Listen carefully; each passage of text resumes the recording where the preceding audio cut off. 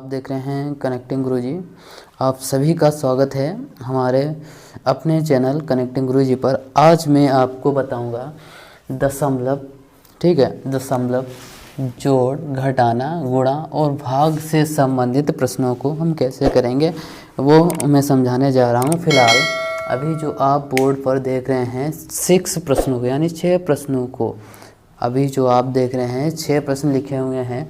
तो पहला प्रश्न जो है, ठीक है, वो 2011 में बिहार में आया हुआ था। ठीक है, ये सारे प्रश्न आ चुके हैं, दशमलव से लेकर जुड़े हुए प्रश्न। तो पैटर्न यही रहेगा, इससे कठिन प्रश्न सीटेट टीटी में नहीं बनेंगे। ठीक है, तो देख लीजिएगा इन प्रश्नों को हम कैसे हल करेंगे। उसके बाद में जो दूसरा प्रश्न है वो हरियाणा टीटी में 2013 में आया हुआ था 6 से 8 के लिए। ठीक है, 6 to 8। उसके बाद में हम बात करेंगे तीसरे प्रश्न की। तो तीसरा प्रश्न है वो यूपी टीटी में आया था 2011 में। ठीक है, और चौथा प्रश्न जो है वो हमारा यूपी टीटी 29 जनवरी 2011 के एग्ज़ाम में आया हुआ था। ठीक है, उसके बाद में जो पांचवा प्रश्न है जूनियर में आया हुआ था। ठीक है, 2013 जूनियर में आया हुआ था। पांचवा प्रश्न बहुत इंपॉर्टेंट भी बन जाता है और ऐसे प्रश्न टीटी में भी अधिकतम पूछे जाते हैं। ठीक है, बात कर रहे थे छठे प्रश्न की। जो छठा प्रश्न है, ठीक है, तो ये यूपी टीटी एग्ज़ाम में आया है। ठीक है, तो ये भी यूपी टीटी एग्ज़ाम में आया हुआ है। ठीक है, 1 to 5 के लिए, और 23 फरवरी को ये आया हुआ था। हमारे पास जो इसका डाटा मिल पा रहा है, ऐसा कि ये 2014 में आया हुआ था प्रश्न। तो ये भी इम्पोर्टेंट प्रश्न है। तो इसके बाद में हम अन्य प्रश्नों को भी समझेंगे। पहले दशमलव में कुछ खास नहीं है, बस इतना ही सही टॉपिक है, जोड़, घटाना, गुणा, भाग। ठीक है, इनको लेकर ही प्रश्न बनेंगे। फिलहाल जो हमने प्रश्न 6 चुने हैं ये बहुत ही महत्वपूर्ण हैं, और जो प्रश्न अगर आएंगे डेसिमल को लेकर तो इन्हीं पैटर्नों पर ही बनेंगे। ठीक है, इससे ज़्यादा नहीं बनाएंगे। अगर बनाएंगे तो फिर जोड़ने घटाने वाले बन जाएंगे, जैसे कि 0.5, 0.213। इसको कैसे हल करेंगे, कैसे जोड़ेंगे, घटाने संबंधित या जोड़ने संबंधित, या फिर गुणा भाग से रिलेटेड आएंगे, लेकिन उनका स्तर थोड़ा कम ही होगा। ठीक है, चलिए समझते हैं। फिलहाल आप सभी लोग इसका स्क्रीनशॉट ले लीजिएगा। ठीक है, तो आप स्क्रीनशॉट ले सकते हैं।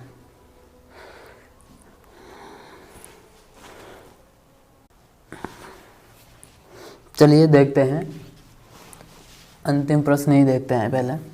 तो यहाँ पर 2 बार, ठीक है, गुणा में, यानी ए स्क्वायर है, और यहाँ पर क्या है, बी स्क्वायर है। ठीक है, तो बी स्क्वायर, और नीचे एक संख्या दे रखी है 0.94। क्या 5 और 4 को जोड़ेंगे, ठीक है, तो 9 हो जाएगा, अधिकतम हो जाएगा। घटा के देख लेते हैं, 5.47 में से हम 4.53 को घटाएंगे। ठीक है, इसको हम घटा के देख लेते हैं।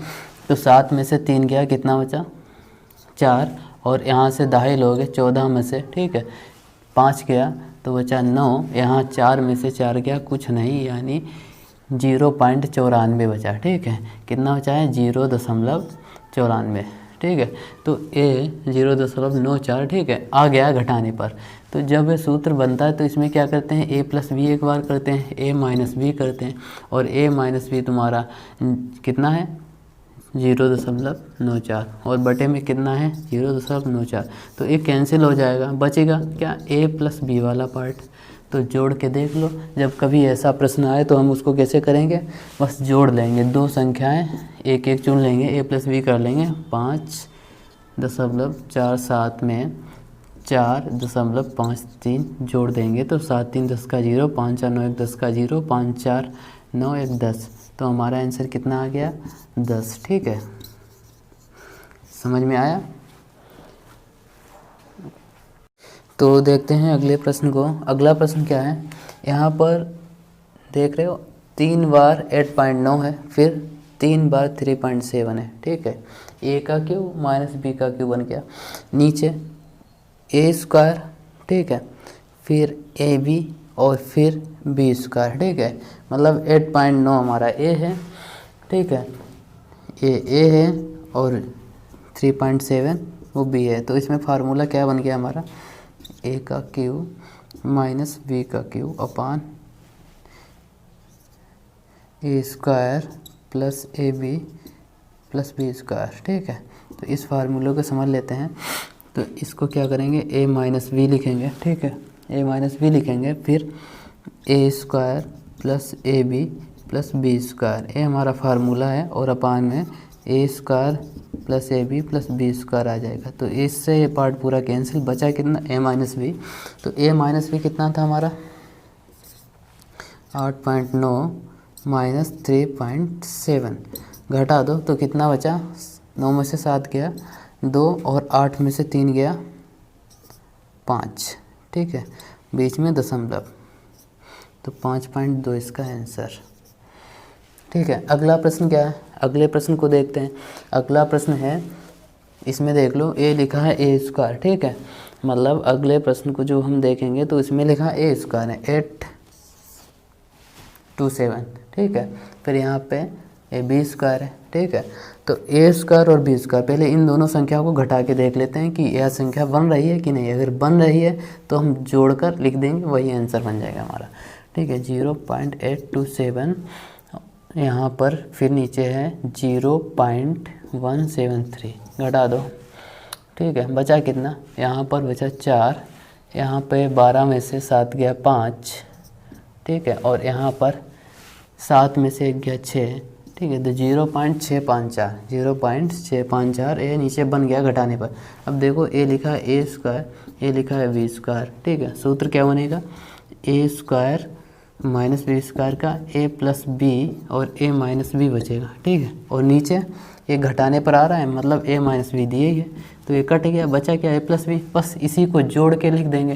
ठीक है, इसी को जोड़ के लिख देंगे तो वो बन जाएगा हमारा आंसर। जोड़ लो। ठीक है, 7 3 10 का 0, 7 2 9 1 10 का 0, 8 1 9 1 10। ठीक है, 8 1 9 1 10 और 3 दर्जे बाद पॉइंट, तो आंसर कितना आ गया, 1। तो इस सवाल का जो आंसर है वो 1 है। ठीक है, तो इस प्रकार के प्रश्न इस तरीके से करेंगे। फिलहाल यहाँ पर हमने सूत्र बताया कि कौन सा पैटर्न और कौन सा फार्मूला लग रहा है। ठीक है, उसी के आधार पर इन प्रश्नों को करोगे। ठीक है, तो अभी फ़िलहाल इस सवाल में इतना ही, कुछ फार्मूले यूज होंगे तो उनको आप याद करते रहिएगा। जैसा कि हमने क्लास 1 में बताया था, उन फार्मूलों के बारे में चर्चा की थी, तो विस्तार से वहाँ से सीख सकते हो। ठीक है, अब बढ़ते हैं अगले प्रश्न पर। अगला प्रश्न क्या है वो भी देख लेते हैं। तो देखते हैं इस प्रश्न को, इसमें क्या लिखा है, इसमें लिखा है 26 यानी 2.6 और इधर लिखा है 91 यानी 0.91। तो हम करेंगे क्या, पहले 26 और 91 की गुणा कर लेंगे। क्या कर लेंगे, 26 और 91 की गुणा कर लेंगे। ठीक है, वो कितनी आती है उसी के आधार पर हम इसको आगे करेंगे। ठीक है, तो तब तक आप लोग गुणा कीजिएगा, मैं इसका पैटर्न बनाए दे रहा हूँ। तो इसको कैसे लिखेंगे, पॉइंट हटा लोगे, नीचे 1 लिख लोगे, एक संख्या तो 0 डालोगे। ठीक, इनटू 0 पॉइंट हटा लोगे। ठीक है, तो 0 लिखने का कोई मतलब ही नहीं रहा, सिर्फ 91 अपान पॉइंट का 1 और 2 संख्या है तो 2 0। ठीक है, अब इसकी 26 और 91 की गुणा करोगे तो कितनी आई, 26 और 91 की गुणा यहाँ पर 23 66 आएगी। ठीक है, कितनी आएगी, 23 66, गुणा करने पर 23 66 आएगी। ठीक है, तो देख लीजिएगा उसे, 26 91 की जो गुणा करेंगे वो आएगी 23 66 और इसमें यहाँ पर 1 2 3 3 0 है, तो 1 2 3 3 दर्जे बाद पॉइंट लगा देंगे। ठीक है, यही हमारा आंसर बनेगा। फिलहाल जहाँ पर 3 दर्जे में पॉइंट आ रहा हो, अगर सभी ऑप्शन 23 66 पर हैं, बस इतना करना, देखना कि नीचे कितने 3 0 हैं, तो ऊपर 3 दर्जे बाद पॉइंट जिसमें होगा उसी ऑप्शन को आप टिक कीजिएगा जल्दी से करने के लिए। अगर इनमें से कोई नहीं है तो आप उसको हल करके ही देखेंगे। ठीक है, चलिए देखते हैं अगले प्रश्न को। 0.01, ठीक है, पॉइंट लगा है यहाँ पर। ठीक है, नीचे पॉइंट लगा है, ऊपर भी पॉइंट लगा है, तो इसको समझ लेते हैं। 0.1 पहले लिख लो, इनटू कर लिया। ठीक है, पॉइंट हटाया, नीचे 1 लिखा, 2 0 बढ़ा लिए, 2 दर्जे थे तो 2 0, पॉइंट हटाया, 1 लिखा, 1 संख्या थी आगे तो 1 0। ठीक है, यहाँ पर इतना हो गया, फिर उसके बाद में इधर भी ऐसे ही करते 0.1 0.01। ठीक है, पॉइंट हटाया, 1 लिखा नीचे। ठीक है, और एक संख्या है तो एक जीरो बढ़ाया, इधर पॉइंट हटाया, एक लिखा, दो संख्या है तो दो जीरो बढ़ाया, जीरो से जीरो कैंसिल हो गया, जीरो से जीरो कैंसिल हो गया, बचा कितना, एक और एक की मल्टीप्लाई एक और 10 और 1 की मल्टीप्लाई 10। यहाँ पे देख लो, एक और 10 की मल्टीप्लाई करोगे तो आ जाएगा 10, और यहाँ पर एक और एक की मल्टीप्लाई एक, ठीक है। तो 10 तो हमारा पूरा ही है, ऐसे लिख लो, ठीक है। इसमें प्लस करना है, 10 से 1 को भाग दोगे, 10 से 1 को भाग दोगे तो 0.1 आएगा, तो उसमें 0.1 ऐड कर दो, तो 10 में 0.1 ऐड करोगे तो 10.1 यानी 10.10 आंसर, ठीक है।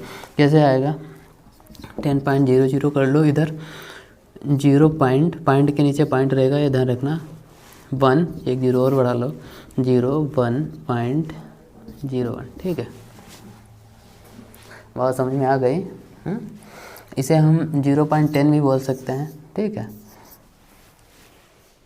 चलिए देखते हैं अगले प्रश्न को। तो पहला प्रश्न हमारा यही था, क्या करेंगे, बार हटाएंगे और पॉइंट घटा देंगे, जितनी संख्याएं होंगी उतने बटे में 9, ठीक है।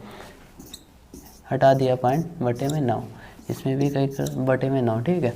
6/9 प्लस 7/9 प्लस 8/9, ठीक है। एलसीएम सब में 9, सबको जोड़ लेंगे, 6 7 13 8 21, ठीक है। 3 3 9 321, 7/3, 7/3 को 3 से भाग दोगे 7 को तो 3 3 9 ज़्यादा हो जाएगा, 3 दूनी 6, बचा 1 लगाया पॉइंट 0, 3 3 9, फिर 1 बचा पॉइंट लगाइए 0, 3 3 9, ठीक है। तो 3 3 3 ऐसे लगातार आता रहेगा, तो उसको हम लिख लेंगे 3 के ऊपर बार लगा के, ठीक है। तो इसका आंसर आ गया 2.3, ठीक है। 3 लगातार आएगा तो हम इसको क्या करेंगे, एक बार लिख के बार लगा लेते हैं, ठीक है। बस आज की क्लास यहीं तक, समझते हैं नेक्स्ट टॉपिक नेक्स्ट टाइम। फ़िलहाल अभी के लिए इतना ही, और तब तक के लिए हैप्पी न्यू ईयर। सभी को अतुल अग्निहोत्री की तरफ से नए साल की हार्दिक शुभकामनाएं। सभी स्वस्थ रहें और अपने जीवन में कुछ नए मुकामों को हासिल करें, बेहतर पढ़ाई करते रहें अगर विद्यार्थी हैं, और जो विद्यार्थी नहीं हैं वो भी अपने समय का सदुपयोग करें और अच्छाइयों के प्रति अपने कामों को लगाएं। फिलहाल आज का टॉपिक यहीं पे समाप्त हो रहा है।